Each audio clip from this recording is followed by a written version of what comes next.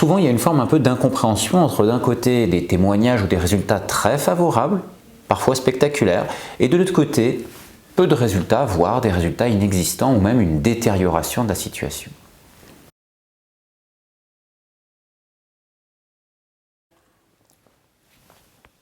Bonjour, bienvenue dans cette nouvelle vidéo consacrée aujourd'hui au jeûne et au cancer. Première vidéo de l'année 2022, je suis très heureux de vous retrouver et je vous présente mes meilleurs vœux pour cette année. J'espère que cette année va être une bonne année pour vous. De mon côté, je pense que ça va être une année exceptionnelle pour nous tous. Aujourd'hui, je vais vous parler du jeûne et du cancer.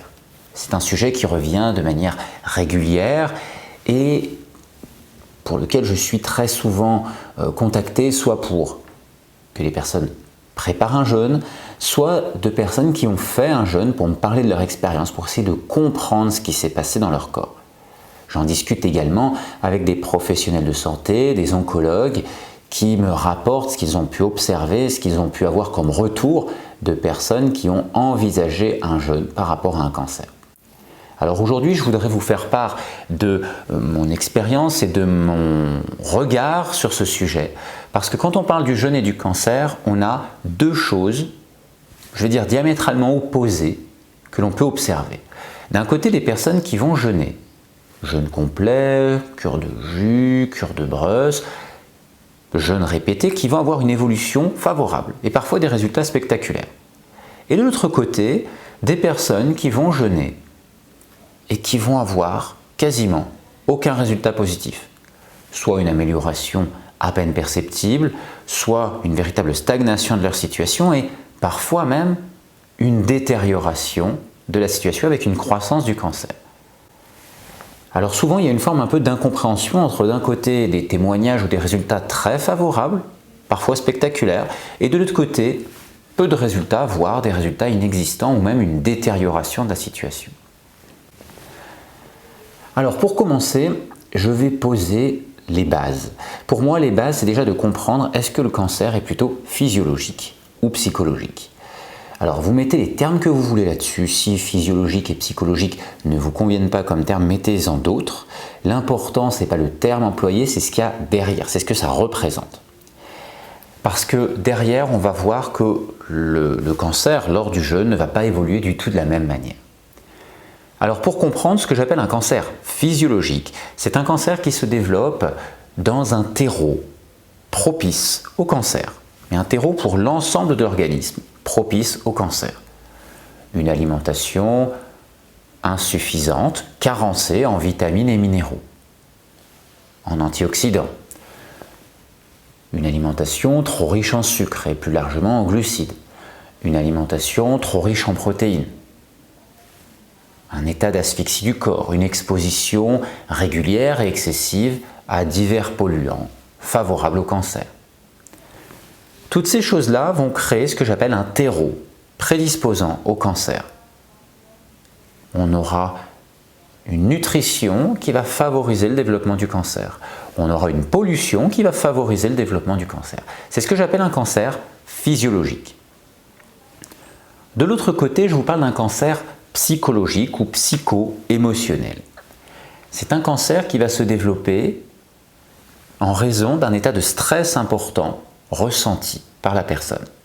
Cet état de stress est tellement fort qu'il va générer un état d'alerte rouge, un état de danger au niveau du cerveau.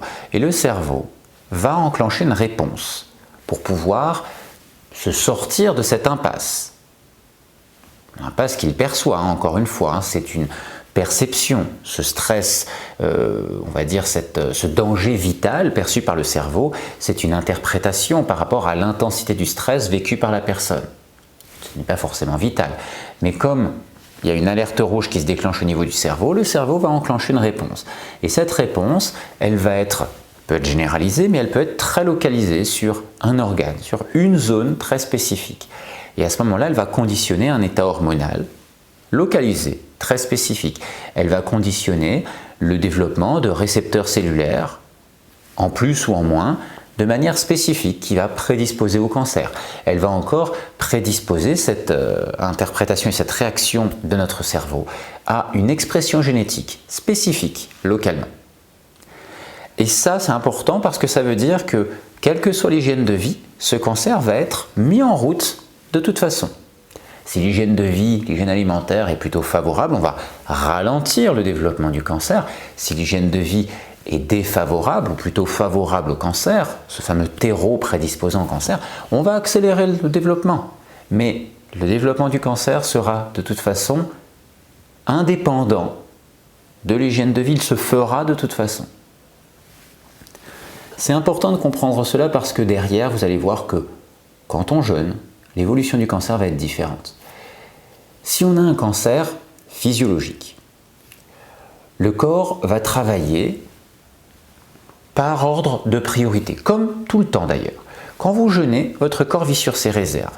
Et comme il y a pénurie alimentaire, le corps utilise ses réserves pour les amener spécifiquement dans les endroits les plus importants, les endroits prioritaires, comme le cerveau, comme le cœur. Ça veut dire que les zones prioritaires vont continuer à être nourries pendant cette période de jeûne, et les zones non prioritaires vont être affamées. Ça veut dire qu'au niveau des muscles, on va maintenir le strict nécessaire, mais on va plutôt puiser de la matière, des protéines, pour les amener à d'autres endroits. Et le cancer, si il est lié aux excès, s'il dépend des excès pour croître, à ce moment-là, on enlève les excès, il va décroître, il va être affamé. C'est pour cela qu'on dit souvent qu'une personne qui a un cancer, il faut l'affamer, il faut affamer les cellules cancéreuses en enlevant le sucre, en enlevant les protéines ou en réduisant les protéines. Et ça, c'est vrai pour un cancer physiologique, ce qui fait que quand on est en jeûne, le cancer, la zone cancéreuse va être affamée. Et à un moment donné, elle va commencer à décroître, elle va commencer à diminuer, plus ou moins rapidement, selon les conditions dans lesquelles le jeûne se fait, selon comment le jeûne a été préparé. Mais ça va décroître. Et parfois, il faudra peut-être faire un deuxième jeûne pour avoir des résultats, parce que le premier n'est pas assez long ou pas suffisant. Mais en tout cas, on va avoir cette tendance-là qui va s'installer. Avec un cancer psychologique, psycho-émotionnel, les choses sont différentes. Parce que le cancer, comme vous l'avez compris, il est vital, il est nécessaire pour le corps puisqu'il répond à une situation de stress importante qui a été vécue. Donc c'est une réponse vitale pour l'organisme pour, on va dire, sa survie. Concrètement, qu'est-ce que ça veut dire? Ça veut dire qu'à ce moment-là, le cancer n'est plus un tissu excédentaire de surcharge, c'est un tissu vital. Et donc si c'est un tissu qui devient vital, il va être prioritaire pour être nourri.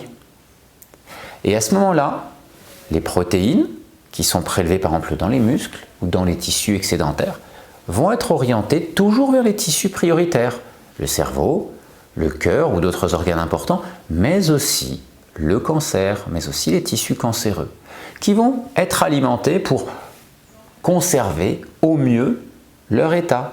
C'est pour cela qu'une personne qui jeûne et qui a un état prédisposant psychologique, psycho-émotionnel, le cancer va s'entretenir, donc il peut décroître, mais très faiblement, ou alors le corps va arriver à le maintenir dans un état de stabilité, et dans certaines situations, il peut même augmenter en taille. De la même manière au niveau des glucides, le glucose, c'est le sucre qui alimente le cancer. Le cancer en est très friand. Quand on jeûne, on peut se dire, je jeûne, donc je prive mon tissu cancéreux de glucose. C'est faux.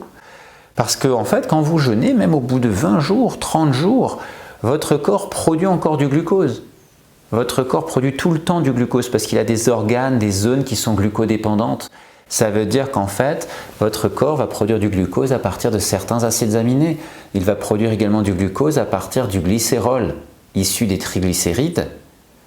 Et donc ce glucose, même à 20 jours, 30 jours de jeûne, vous avez encore une part significative de plus de 20, 25, voire 30% de l'énergie qui circule dans votre corps qui est sous forme de glucose. Donc on comprend bien que même à ce stade avancé du jeûne, on peut continuer à alimenter le cancer, encore et encore, avec ce glucose. C'est important de comprendre cela parce que ça permet de mieux comprendre pourquoi certaines personnes vont jeûner parfois 30 jours, 40 jours et ne pas avoir de résultats. J'ai parfois des oncologues qui me disent « moi j'ai des gens des fois qui tentent un jeûne, on voit que ça ne guérit pas mais on voit qu'il y a une amélioration significative quand même ». Et d'autres personnes qui jeûnent 40 jours, elles arrivent à l'hôpital, elles sont comme ça, elles sont totalement décharnées et leur cancer, il est toujours là, il n'a pas bougé, il est toujours au même stade. Donc ils ne comprennent pas forcément ce qui se passe, mais surtout ils se posent la question, est-ce que le jeûne est efficace? Et on peut se poser cette question. Et en fait, ce n'est pas que le jeûne est inefficace, le jeûne va améliorer le terrain général, mais comme le cancer, ce développement de cancer est indépendant du terrain général, parce que le cancer va être considéré à ce stade-là comme organe prioritaire, comme zone prioritaire, on va continuer à l'alimenter. Alors je vous dirais que par rapport à un cancer, il y a 3 perspectives d'évolution avec le jeûne. Il ne faut pas se dire « tiens, j'ai un cancer, il faut que je jeûne ». Ça, ce n'est pas forcément la bonne solution. Quand on jeûne avec un cancer, il y a 3 perspectives. On jeûne avec un cancer physiologique. On possède un état énergétique, une bonne vitalité. Le jeûne est préparé dans de bonnes conditions. À ce moment-là, on a de bonnes perspectives pour voir le cancer décroître dans les semaines qui vont suivre l'entrée en jeûne. Deuxième possibilité, le corps a un cancer physiologique, mais la personne manque de vitalité, elle est très affaiblie, ou le cancer est trop développé. Là, il y a un risque que la personne ne supporte pas correctement le jeûne et un risque d'aggravation de la situation. Donc là, le jeûne ne sera pas recommandé, vraiment pas. Il faudra plutôt aller vers un allègement alimentaire, travailler le terrain en profondeur pour voir si la personne récupère suffisamment avant d'envisager un jeûne. Et donc parfois, cette récupération, ça peut prendre plusieurs mois, 2, 3, 4 mois. Et donc en situation critique, concrètement, si on est dans une situation vraiment critique, 2, 3, 4 mois, c'est peut-être trop long. Donc il faudra peut-être envisager une intervention en parallèle de ce travail-là pour justement éviter tout risque inutile. Troisième option, nous sommes sur un cancer psychologique, psycho-émotionnel. Et à ce moment-là, la personne, elle jeûne. Mais si on sait qu'on a un cancer psycho-émotionnel, elle peut avoir une bonne hygiène de vie, une bonne vitalité. On sait que le cancer aura du mal à évoluer favorablement. Il pourra y avoir une évolution favorable avec une réduction de la taille du cancer, mais on sait très bien, à ce stade-là, si on arrive à décrypter les choses, que sans agir sur la composante psycho-émotionnelle, l'évolution du cancer ne sera pas aussi favorable que ce qu'on peut avoir avec un cancer physiologique. Tout cela pour comprendre qu'on peut avoir une stagnation et même une détérioration d'un état cancéreux, une aggravation lorsqu'on jeûne, si le cancer est plutôt psychologique, psycho-émotionnel. Pour cette raison, il est toujours important d'essayer de comprendre le pourquoi ce cancer s'est développé. Il est important également de travailler en amont ou pendant le jeûne sur cette composante psycho-émotionnelle. Dans le meilleur des cas, si cette composante psycho-émotionnelle est vraiment dominante liée au cancer, on va essayer de désamorcer des choses grâce à cela, c'est-à-dire on va désamorcer une expression génétique qui va être conditionnée localement à la prédisposition du cancer et donc qui ne va pas être orientée par rapport à l'état du jeûne, puisque quand on jeûne, on modifie l'expression génétique. Si votre cerveau décide de maintenir une expression génétique propre au développement du cancer localement sur un tissu, le jeûne n'aura pas d'effet ou un effet très faible là-dessus. On ralentira un peu les effets, mais on ne pourra pas les contrecarrer totalement. Donc ça veut dire que quand on est là-dessus, si on est sur ce type de cancer, il est vraiment important de pouvoir travailler sur cette composante psychologique, psycho-émotionnelle en amont ou pendant le jeûne, parce qu'on va vraiment pouvoir désamorcer des choses importantes. Si ce n'est pas le cas, si on est sur un cancer physiologique, à ce moment-là, le travail va être aussi intéressant parce qu'il va permettre de libérer le corps d'un certain nombre de tensions, de surcharge, et donc le potentiel d'auto-guérison de l'organisme va être aussi plus fort. Si on libère le corps d'un certain nombre de tensions, de surcharge, qui sont liées à notre état psychologique, à notre état de stress, on va naturellement libérer le corps et il va avoir plus de potentiel d'auto-guérison.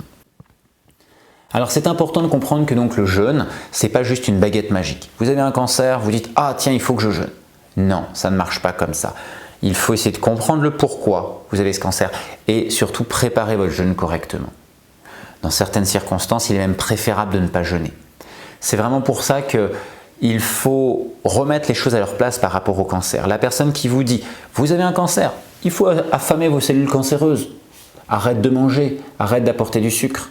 Ça va fonctionner. » C'est faux.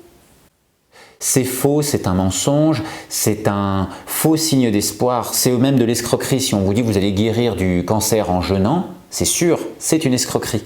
La personne qui vous dit ça avec certitude, c'est une escroquerie. Par contre, on sait qu'on peut travailler sur le terrain pour améliorer les choses. Et si le terrain peut être suffisamment amélioré, que ce soit sur la composante physiologique ou sur la composante psycho-émotionnelle, à partir de ce moment-là, on peut s'attendre à une évolution favorable. Et des fois, cette évolution favorable, il faut la faire en parallèle avec un accompagnement médical parce que des fois, c'est vraiment nécessaire. Le risque est trop grand. Donc ça dépend aussi de l'état dans lequel on se situe. Voilà, cette vidéo est terminée. J'espère que vous y voyez plus clair sur le thème du jeûne et du cancer. Je vous retrouve bientôt pour une nouvelle vidéo. Je vous souhaite une très bonne journée. À très bientôt.